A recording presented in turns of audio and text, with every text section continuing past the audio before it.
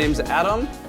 I work at Disqus, and my Twitter handle is, I've got a laser pointer. North is up, if you find this interesting. First, a common misconception that I get correct. You say it like, let's discuss, not discus. Very common misconception, however, no longer. And I can just say this up front. We are hiring, and I think that I'm going to talk about some very interesting things. And we have lots more interesting things, so if anything like piques your interest, hey, we will pay you to do that. So first, if I ask you to raise your hands, how many people will raise their hands? All right. That was like 80%. Okay, pretty good. So how many people know what Disqus actually does? Like, oh, wow, like all of you. This is great. Sweet. Skip this slide. This is just a product, like this is a picture of it like a year ago. I have not updated these slides. And yeah, so it's comments. And really we see it as building community because we allow websites to manage their community and grow it by interacting with it, as well as giving spam and other moderation tools. And then also this larger community of people that use our product across the internet. It's allowing them to friend and follow semantics. So we're pretty big. This is from February, and we've crossed 1 billion unique visitors per month. We have lots of visits. All these numbers are just way bigger now. And we also have systems that have very high concurrency. So we've got lots of visitors, but they don't line up all nicely, one in a row. Like, they want to come at the same time. Like, what's up with that? And so we also have super high concurrency along with high aggregate numbers. So what technologies do we use? Mostly Python. There's definitely JavaScript. That's how you get it on a web page. But I'm here to talk mostly about the Python. We love Python a lot. It's really great. Why do we love it? Well, it's really fast to develop with. People argue about the actual CPU speed. We'll let them argue. But I think it's undisputed that Python gets out of your way. There's no, you look at the Java hello world, you look at the Python hello world. One of those is 1 line, and one of those is like 15 lines. It's got a great community. Like, look at this room. It's full of people. We love it because there's a great community around it. And us, along with all of you, release awesome library packages that it's super easy to just use. I didn't write simple JSON, someone else did. And it's awesome, I use it all the time. It's also just like a super active language. We're not even keeping up with the head of the language. We're just finishing our transition to 2.7. But I love it that other people are out there thinking of what's next and what are the problems that I'm going to be facing next year. And keeping on charging ahead with that. And like also PyPy, there's multiple implementations of it that are super active. So those are really great. But most importantly, we've been doing it for like 6 years. So we've kind of got our loop of how we develop down really pat. How do we do that? Well, this is like the most, one of my most frequently asked questions. It's not about any of the technologies. It's like, how do you actually do work? Well, slide. So the first thing we do is we don't actually commit code. We diff the code. So we use this tool that out of Facebook called Fabricator. So we make a diff of our changes, and we upload them to this Fabricator thing. It's a nice little command line tool that does this all. People review that as well as a computer. A computer also runs the test, so that's Jenkins. And then once both of those, once the humans and the test runner agree that it's good code, we do our git push, and then we wait. So we do basically continuous deployment, but that basically is like 1 to like 8 times a day. 8 on like a super hot day, but usually because we had to fix something, not because we were like super productive. So, yeah. So we are moving to try to deploy every commit for reasons I'm going to talk about later. But right now it's basically daily. So just a breakdown of what that Python is. It's almost entirely Django. So 2 years ago, that was like 95% Django. Now that's like maybe 70% Django. And I totally made those numbers up, but they're roughly accurate. So what is in that gap? Like, so we've like got this, I wanted to do pie charts, but I couldn't figure out how to use numbers. So I must be really stupid because I couldn't use an Apple product. But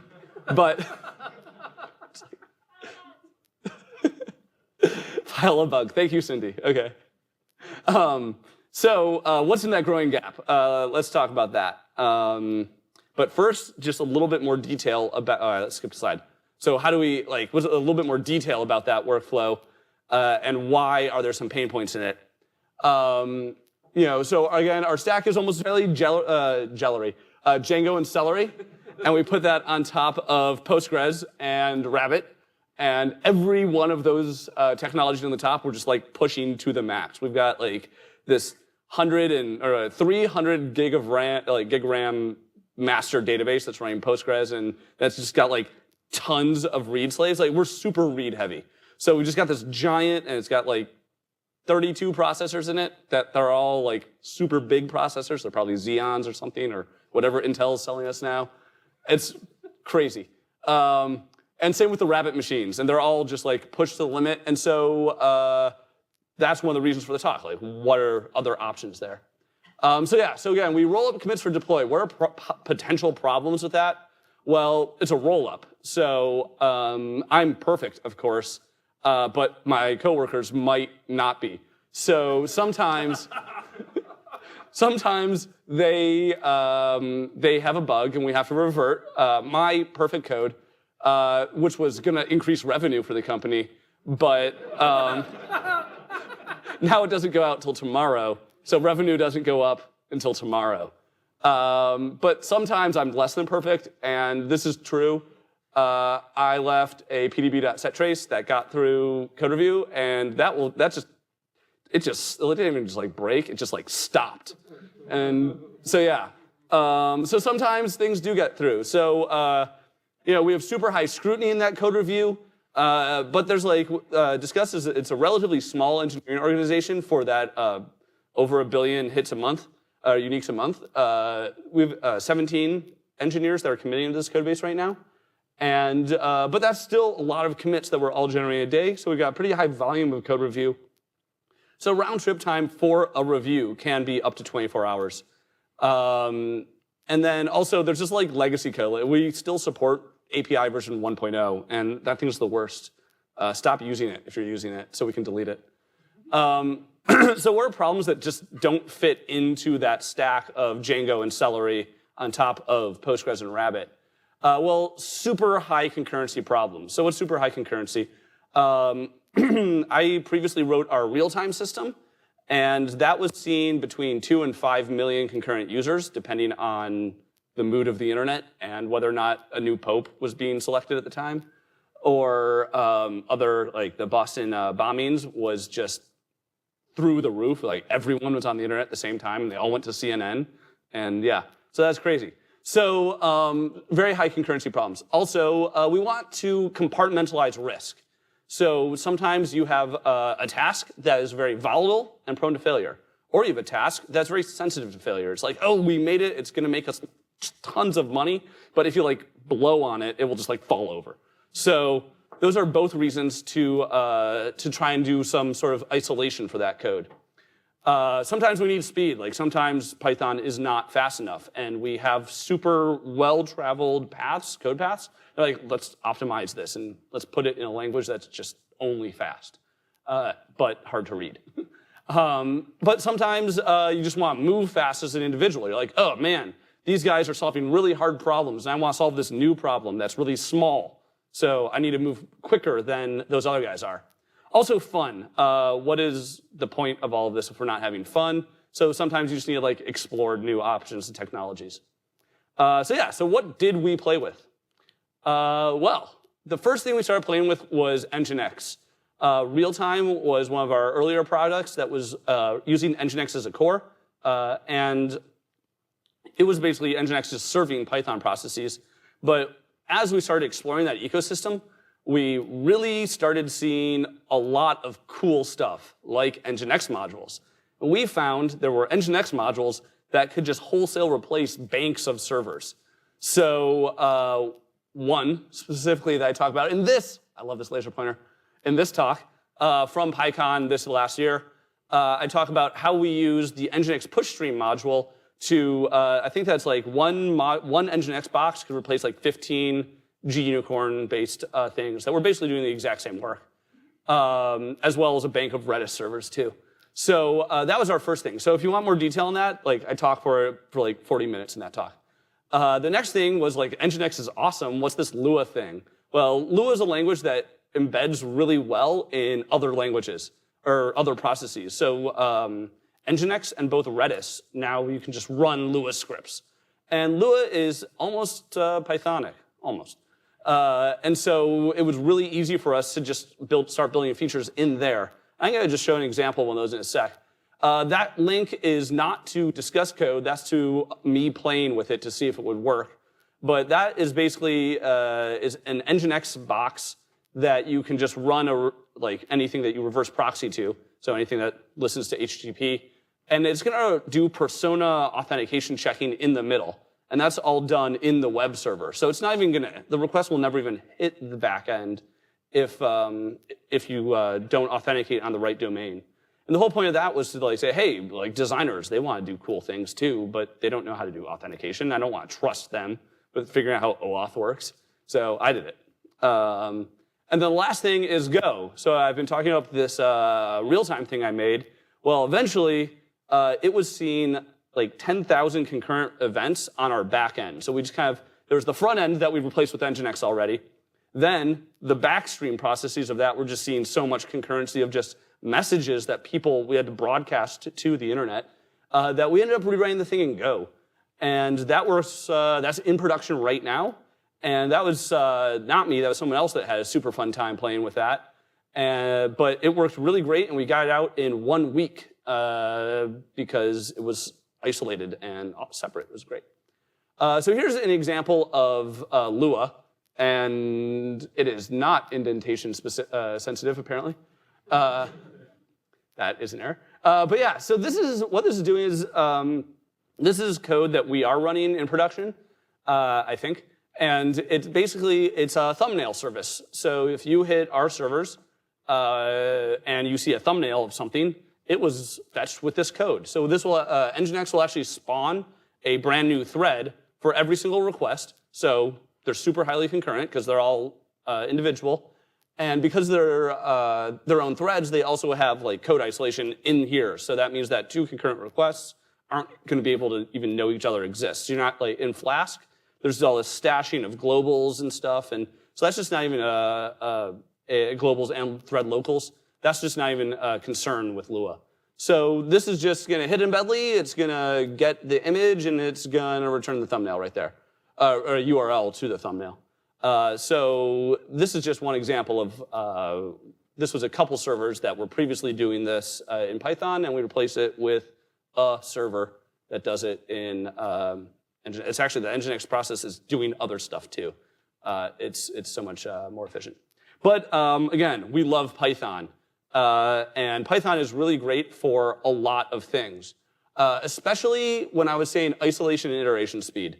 If you don't need that, like, last 2% performance, we stick with it. I keep on saying like isolate failures, but I really want to say it's like it also is a platform for success. It really allows someone to iterate faster. So yeah. So what do we do for writing Python services? Well, we have a strong tradition at Disqus of trying it new ways all of the time. So the first thing we tried was just like a cron job of a Python script. So just if name equals main, then do stuff. We also just have like simple WSGI servers. Like, oh, we just need to serve like one thing. And then we also have XML RPC servers, which is the worst thing ever. But it actually works really well for this exact one use case where it's serving a proxy object. So we can, in development, it's the exact same code, and we can access production data, but we can filter out any write commands. So it's just read-only access, and we can enforce that by having a proxy server. But it works great for one deploy, and then you have to like do it again, and that's usually you nagging the ops guy say, oh, can you SSH in and like check out and rerun that process and kill it? And oh, it didn't work that time? Shoot, okay, I didn't test it well. So yeah, so lessons from that is just that consistency across those services was horrible, and we want it. We want people to load config from the same location. We use Zookeeper for config. You should do that. Oh, you don't want to write this code for Zookeeper? Well, you're the one writing your own little service. You have to do it. Simplicity is good because then anyone can just pick it up and run with it without having to understand your own little world. Modularity is good because everyone wants to do the same config reading, right? So we should maybe make that a module or something. And copy paste is bad. So don't just copy that guy's config loading code because you're going to change it and then it's going to be different and that's going to be bad because yes, I know you're going to change it. I know you say you're not going to. You will. And then not bugging ops is the best because they are always too busy for me. So what did I do? We wrote some code called Disqus service. And we actually wrote two things called Disqus service. It's a little confusing. The first thing called Disqus service is this code.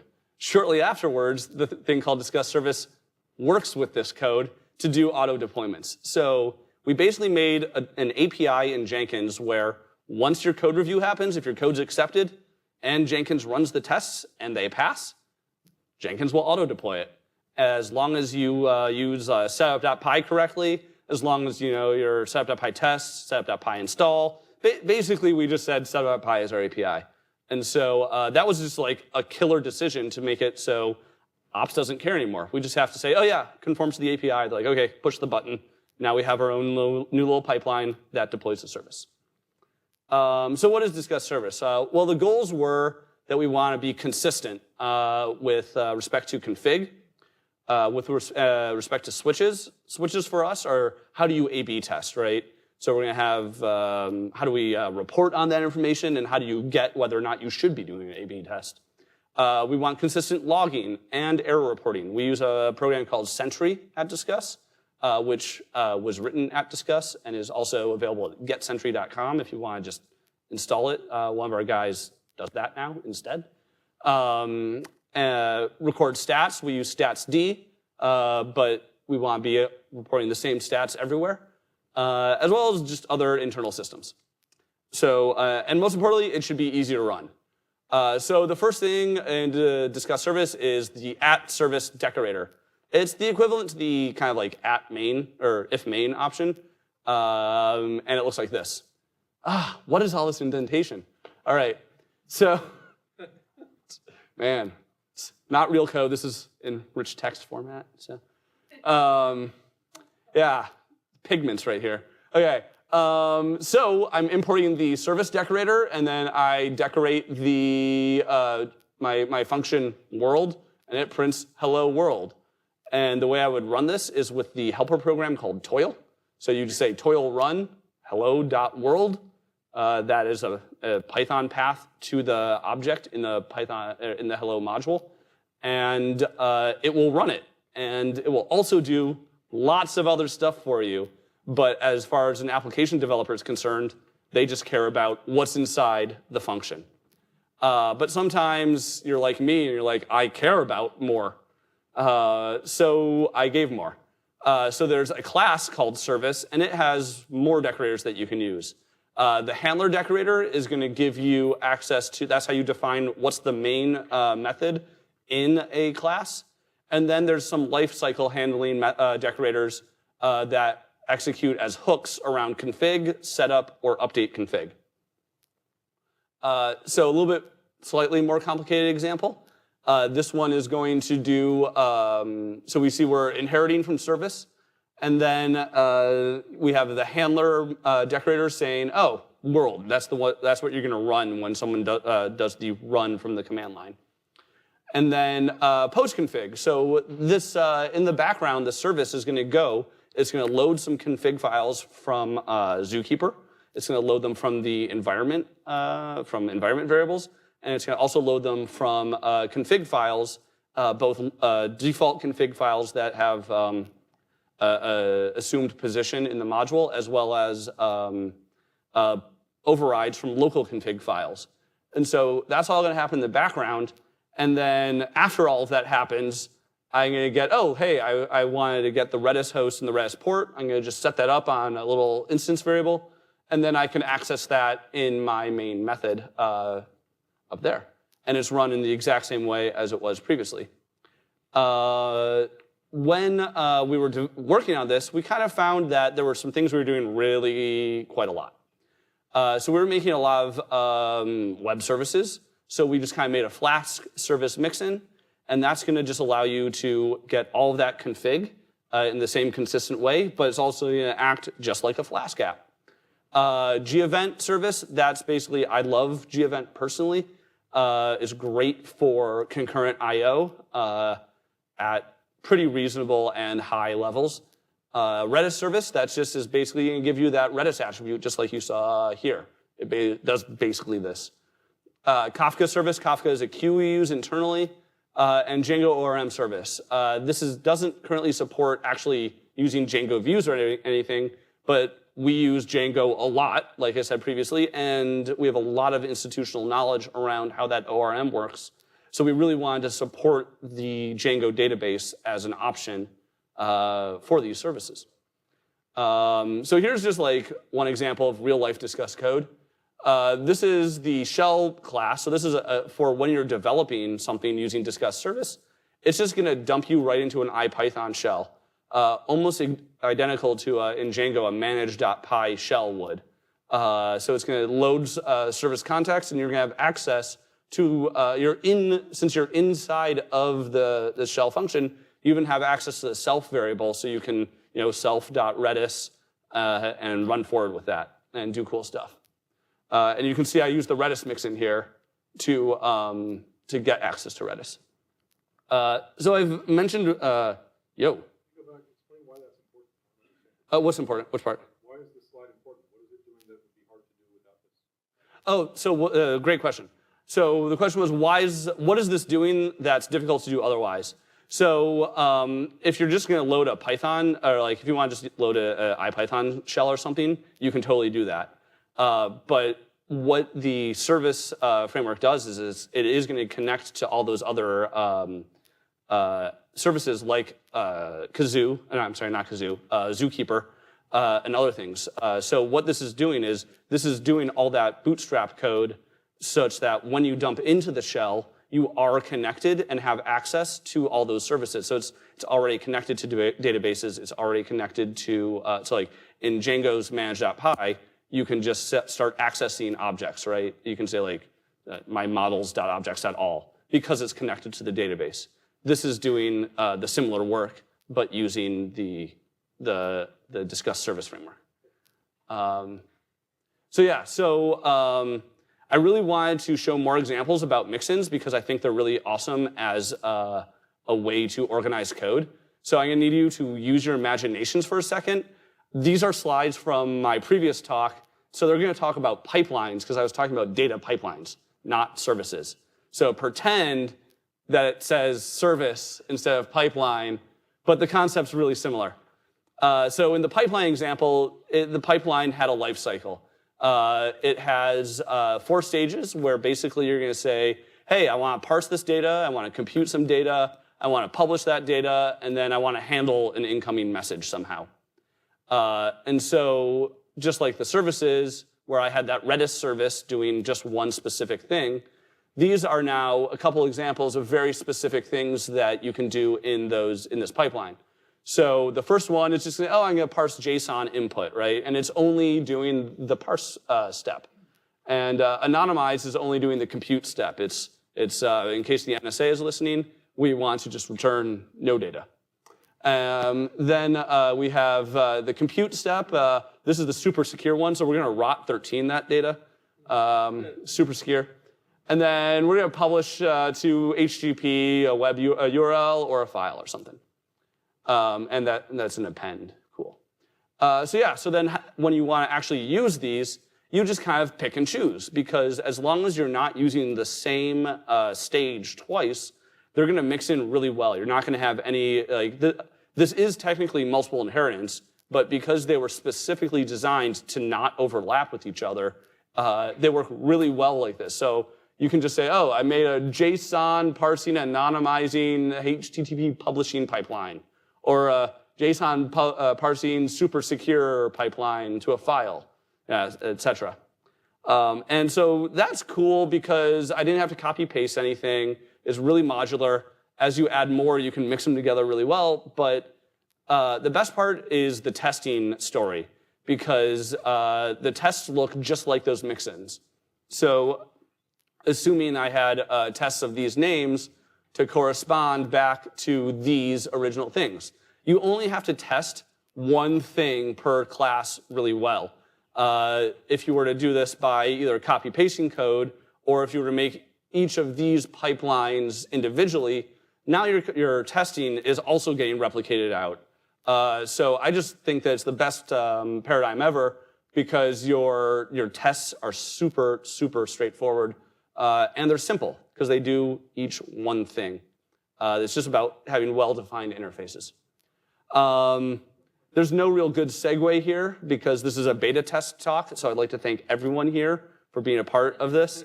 I'm giving this talk at a later conference. But yeah, so we have lots of open source stuff because I've mentioned several open source things that we use, like nginx, like Django. We've contributed back to both of those, as well as several other things. This is just a list of things I briefly mentioned, some of them not. But Sentry is what we use to get errors in. Check it out. It's the best thing ever if you haven't done it. It's going to tell you what exceptions are trending in your system. nginx is how we manage ring-based Redis connections. Django mail views is something that we released recently. It's sending email, like cool formatted ones that look pretty from Django. Gargoyle is how we've done switches, A/B testing previously. And we're just starting to try out our rewrite of it called Gutter, which is just like super powerful that you get to like write awesome things. And it works for more than just Django. Gargoyle is Django only. Gutter works in everything.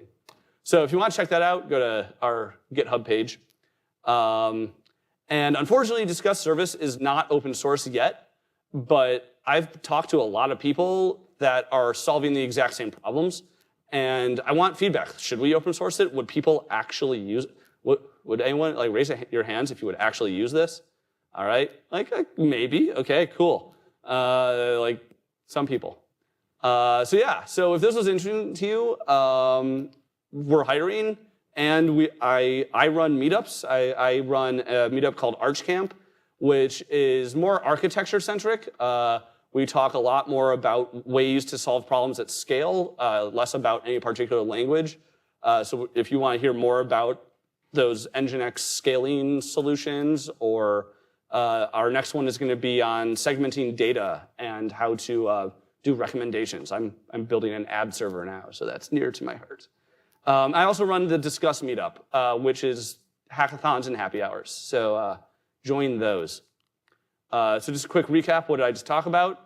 We love Python, but not everything we do is in Python, because sometimes other tools are better for the jobs. Not everything is a nail, and we have more than just a hammer. Let's see. Services are awesome, but they have some problems, and I've got some questions about those next, if you have answers. Mixins are the best ever, especially for testing. And I don't have all the answers. So how do you guys run services? Like, how did you end up segregating your code? I like queues. I like stream-oriented data, but do people here like RPC? Just everyone thinks a website? Like, what do you do? What do you do? What do you do for super high concurrency? Because I do this all the time too. But I like writing Python more than I like writing Lua. So if there's an answer there. Do you guys like lint or anything in your code before you commit it? And if you do, how do you filter on like, you know, pdb.setTrace is technically going to be PEP 8 compliant, but you know, you still don't want it in your code. So if you found a solution to that, like, can I have it? That'd be great. And then the last thing is, so dev doesn't equal production, or does it? Like, when we're using manage.py run server, sometimes that has different behavior than when we run it with uWSGI. So do you guys just like say, we'll probably work? Because that's what we do. I would really like to be better than, it'll probably work the same, because I've seen it not work the same. So, yeah, so that's my questions for you, and that's all I have. So thank you for being my beta testers. I hope it was good.